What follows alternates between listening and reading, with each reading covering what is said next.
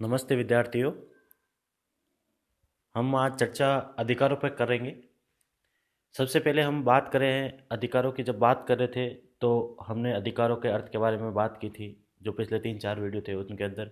फिर हम अधिकारों के चरणों के ऊपर चल रहे थे कि इनका विकास किन किन चरणों में हुआ है, उसके ऊपर हम चर्चा कर रहे थे। चरणों के ऊपर ये तीसरा वीडियो है अपना, कि जो तीसरा चरण है, कि अधिकारों के विकास का जो तीसरा चरण है उसके ऊपर हम चर्चा कर रहे हैं कि तीसरे चरण में कौन कौन से अधिकारों का विकास हुआ, उसके ऊपर हम चर्चा कर रहे हैं। तो जब तीसरे चरण की हम बात करते हैं तो बात शुरू होती है 1970 के दशक से। कहाँ से शुरू होती है? 1970 के दशक में क्या हुआ, यूरोप के अंदर कुछ समस्याएं दिखाई देने लगी। जो पर्यावरणीय समस्या थी वो दिखाई देने लगी। ऐसा लगा कि पर्यावरणीय रूप से विश्व को बहुत ज़्यादा हानि हो रही है। कुछ पर्यावरणीय संकेत, जो संकट के जो संकेत थे वो दिखाई देने लगे। तो अब जब पर्यावरणीय संकट आने लगा तो फिर पर्यावरणीय अधिकारों की भी मांग होने लगी। जो ये 1970 का दशक था, इसको उत्तर भौतिकवादी युग भी कहते हैं, उत्तर आधुनिक युग भी कहते हैं और उत्तर फोर्ड युग भी कहते हैं। क्योंकि उत्तर आधुनिक युग या उत्तर भौतिकवादी युग इसलिए कहते हैं कि जो जो आपने औद्योगिक क्रांति की थी, भौतिकवाद का जो विकास हुआ था, जो आपने संसाधनों का प्रयोग किया था, उन संसाधनों के प्रयोग की वजह से जो आपने मशीनरी का प्रयोग किया या जो आधुनिक कल कारखानों का आपने निर्माण किया, उनकी वजह से क्या हुआ कि विश्व के अंदर पर्यावरणीय समस्या उत्पन्न हुई। ये 1970 के दशक में देखा गया कि बहुत ज़्यादा पर्यावरणीय संकट, जो संकेतक थे, जो संकट के संकेतक थे वो दिखाई देने लगे विश्व को। तो विश्व का ध्यान भी पर्यावरणीय जो अधिकार थे उनकी तरफ जाने लगा। और सबसे पहले स्टॉकहोम में स्टॉकहोम के अंदर एक पर्यावरणीय सम्मेलन हुआ, और उस सम्मेलन के माध्यम से जो पूरे विश्व में एक मांग होने लगी कि व्यक्ति को एक पर्यावरणीय अधिकार भी मिलना चाहिए, एक स्वच्छ पर्यावरण का अधिकार मिलना चाहिए, कि व्यक्ति का जो जीवन का अधिकार है उस अधिकार में पर्यावरण के अधिकार को भी शामिल कर लिया गया, कि व्यक्ति को कम से कम जिस पर्यावरण के अंदर वो रहता है वो स्वच्छ होना चाहिए। ये नहीं कि जैसे आप दिल्ली के अंदर रह रहे हो तो वहाँ पोल्यूशन वाली वायु है, तो आप या कहीं ऐसे एरिया में रह रहे हो, इंडस्ट्री वाले एरिया में रह रहे हो तो वहाँ डस्ट वगैरह है, या कहीं ऐसे एरिया में रहते हो जहाँ वायु प्रदूषण ज़्यादा होता है। तो लोगों ने मांग करना शुरू किया, क्योंकि इन प्रदूषण की वजह से लोगों के ऊपर, जो शरीर के ऊपर जो इफेक्ट थे वो दिखाई देने लगे। तो लोगों ने अपने लिए स्वच्छ पर्यावरण की मांग करना शुरू किया। तो जो तीसरा चरण था उसमें सबसे ज़्यादा महत्वपूर्ण जो मांग थी वो पर्यावरणीय अधिकारों की थी, कि व्यक्ति को एक पर्यावरणीय अधिकार मिलना चाहिए, कि उसको एक स्वच्छ पर्यावरण मिलना चाहिए। इसको लेकर संयुक्त राष्ट्र संघ के द्वारा स्टॉकहोम सम्मेलन किए गए। अब हर साल पृथ्वी सम्मेलन होते हैं या ऐसे सम्मेलन होते हैं जो पर्यावरण से संबंधित होते हैं, उसके अंदर सारे विश्व के जो राष्ट्र होते हैं, जो संयुक्त राष्ट्र संघ के जो सदस्य राष्ट्र हैं वो शामिल होते हैं, और पर्यावरण से संबंधित जितने भी अधिकार होते हैं या जो वो देने चाहिए नागरिकों को, उसके ऊपर चर्चा होती है। साथ ही जो पर्यावरणीय जो संकट आ रहा है विश्व के ऊपर, उसके ऊपर चर्चा होती है। जैसे ग्लेशियर पिघल रहे हैं, या ओजोन परत में छेद हो रहा है, या आपके कार्बन डाइऑक्साइड का जो है वो स्तर बढ़ रहा है। ठीक है, इन सब पे चर्चा होती है। तो जो आज का जो दशक चल रहा है या आज समकालीन की बात करें तो भी सबसे ज़्यादा जो पर्यावरणीय समस्या है, जो पर्यावरणीय अधिकार है, उनकी सबसे ज़्यादा मांग की जाती है। इनके जो मुख्य समर्थक थे उनमें अर्नेस्ट नेस वगैरह थे, और कह सकते हैं कि सभी राष्ट्र जो है वो इसका समर्थन करते हैं। पर्यावरणीय अधिकारों का सभी राष्ट्र समर्थन करते हैं।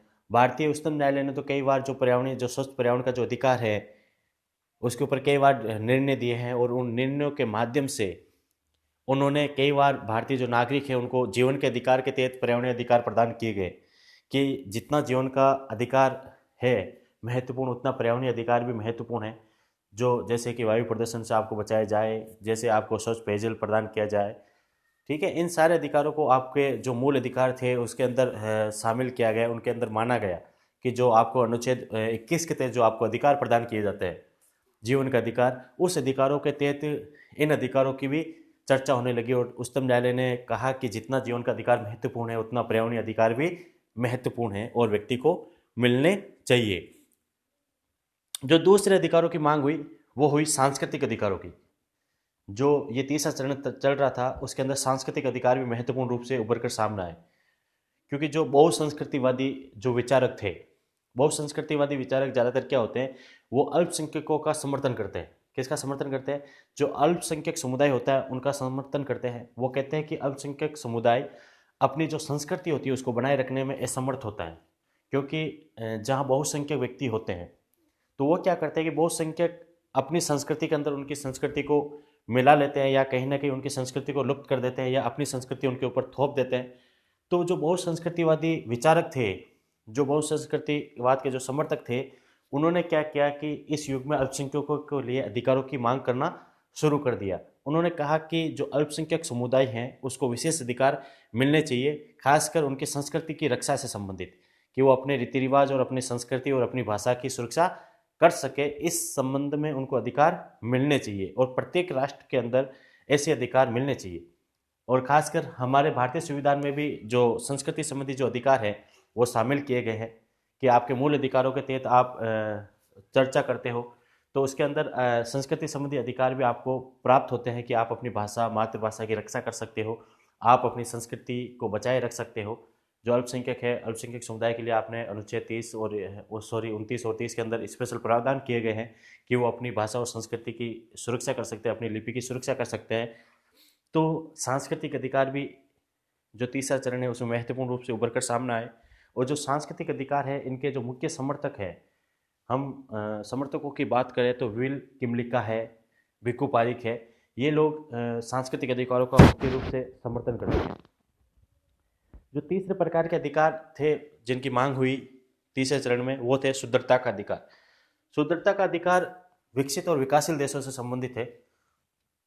आप राजनीतिक विज्ञान के विद्यार्थी हो तो आपको ये पता होना चाहिए कि जो विकसित राष्ट्र है वो आज भी कहीं ना कहीं अपना साम्राज्यवाद या हम कह सकते हैं कि जो उनका प्रभुत्व है वो विकासशील राष्ट्रों पे या अविकसित राष्ट्रों पे रखते हैं। क्योंकि जो शुद्धता का अधिकार है वो अल्प विकसित जो राष्ट्र है या जो विकासशील राष्ट्र है वो करते हैं। वो कहते हैं कि हमें भी बराबर के अधिकार मिलने चाहिए, क्योंकि हम जितने भी राष्ट्र हैं, जो विकासशील राष्ट्र है, ज़्यादातर राष्ट्र वो राष्ट्र है जिनका कहीं ना कहीं उपनिवेशवाद के तहत या साम्राज्यवाद के तहत उनका शोषण हुआ है। उन शोषण की वजह से वो आज भी पिछड़े हुए हैं, आज भी विकसित राष्ट्रों पर निर्भर है। तकनीक के दृष्टिकोण से देखा जाए तो वो विकसित राष्ट्रों पर निर्भर है, यदि आर्थिक दृष्टिकोण से देखा जाए तो वो विकसित राष्ट्रों पर निर्भर है, यदि संसाधनों के दृष्टिकोण से देखा जाए तो संसाधन खूब है विकासशील राष्ट्रों के पास, लेकिन उनका प्रयोग करने के लिए जो तकनीक की आवश्यकता होती है वो तकनीक आज भी विकासशील राष्ट्रों को विकसित राष्ट्रों से खरीदनी होती है। तो इसलिए इस दशक में ये भी मांग उठी कि जो तीसरे चरण के जो अधिकार थे उसके अंदर ये भी मांग उठी कि हमें भी सुदृढ़ बनाया जाए, हमें भी मजबूत बनाया जाए, जिससे कि हम आज की प्रतिस्पर्धा के युग में एक विकसित राष्ट्र के समकक्ष आ सके। तो इसलिए इस युग में ये भी मांग उठी कि हमें तकनीकी रूप से या जो विकासशील राष्ट्रों के पास जो तकनीक है वो हमें सस्ते दरों में मुहैया कराई जाए, या उन तकनीक को जो पेटेंट होता है उन पेटेंट को थोड़ा कमज़ोर किया जाए, जिससे कि हम भी उन राष्ट्रों के समकक्ष आ सके। क्यों? क्योंकि हमारा पहले उपनिवेशवाद के तहत और साम्राज्यवाद के तहत क्या हुआ था, शोषण हुआ है, और आज भी शोषण हो रहा है, जिसे कई बार हम नव उपनिवेशवाद भी कहते हैं, नव साम्राज्यवाद भी नाम लेते हैं। कि जो आज के युग में जो चल रहा है उसको क्या कहते हैं, हम नव उपनिवेशवाद भी कहते हैं, नव साम्राज्यवाद भी कहते हैं। कि राष्ट्र प्रत्यक्ष रूप से यहाँ हस्तक्षेप नहीं कर रहा, लेकिन अप्रत्यक्ष रूप से आज भी विकसित राष्ट्रों का प्रभुत्व कहीं ना कहीं विकासशील राष्ट्रों के ऊपर है। क्योंकि तकनीक के दृष्टिकोण से देखा जाए या बहुराष्ट्रीय कंपनियों के दृष्टिकोण से देखा जाए तो ज़्यादातर जितनी भी बड़ी कंपनियां हैं वो कहीं ना कहीं विकसित राष्ट्रों की हैं, और वो विकसित राष्ट्रों की जो कंपनियां हैं वो अपने प्रोडक्ट तो इन विकासशील राष्ट्रों में बेचती है, लेकिन इनका निर्माण अपने राष्ट्र में करती है, और जो टैक्स वगैरह होता है वो अपने राष्ट्र में देती है। तो इनके यहाँ कहीं ना कहीं शोषण होता है। और जो मल्टीनेशनल कंपनियां हैं, ज़्यादातर जो मल्टीनेशनल कंपनियां या जो बहुराष्ट्रीय कंपनियां हैं वो सारी कहाँ की है, विकसित राष्ट्रों की है। तो विकसित राष्ट्र के ऊपर आज भी विकासशील राष्ट्र निर्भर है। इसलिए विकासशील राष्ट्र ये मांग करते हैं कि उनको भी सुदृढ़ बनाया जाए, उनको भी मजबूत बनाया जाए। ये भी इस चरण में प्रमुख मांग रही है। अब बात करते हैं पशुओं से संबंधित अधिकारों की। तो आज के युग में पशुओं से संबंधित अधिकारों की भी बहुत ज़्यादा मांग हो रही है कि पशु भी एक प्राणी है। जब पर्यावरणीय अधिकारों की मांग चल रही है तो पशुओं की भी मांग चल रही है कि पशु भी एक प्राणी है, एक जीव है, तो उसको भी एक बराबर के अधिकार मिलने चाहिए। उसकी नरहंस हत्या नहीं होनी चाहिए, उसका जो पर्यावरण है उसकी रक्षा होनी चाहिए। इसी को ध्यान में रखते हुए पर्यावरणीय अधिकारों की मांग हो रही है, क्योंकि जैव विविधता में पशु भी अपना महत्वपूर्ण भूमिका निभाते हैं। इसी को ध्यान में रखते हुए आपने देखा होगा कि राष्ट्रीय उद्यानों का निर्माण किया जाता है। क्यों? क्योंकि वो जो वन्य जीव है उनका क्षेत्र है या उनका परिवेश है जहाँ वो रहते हैं, तो उनको संरक्षित करने के लिए आप क्या करते हो, राष्ट्रीय उद्यान का निर्माण करते हो, वन्य जीव प्राणी अभ्यारण्य बनाते हो।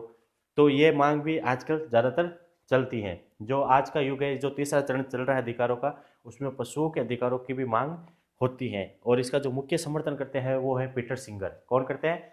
Peter singer. और भारत से संबंधित बात करें तो मेनका गांधी भी पशुओं के अधिकारों को लेकर ज़्यादा सचेत रहती है, वो मुकर रहती है और ज़्यादातर मांग करती है कि पशुओं को भी बराबर के अधिकार मिलने चाहिए।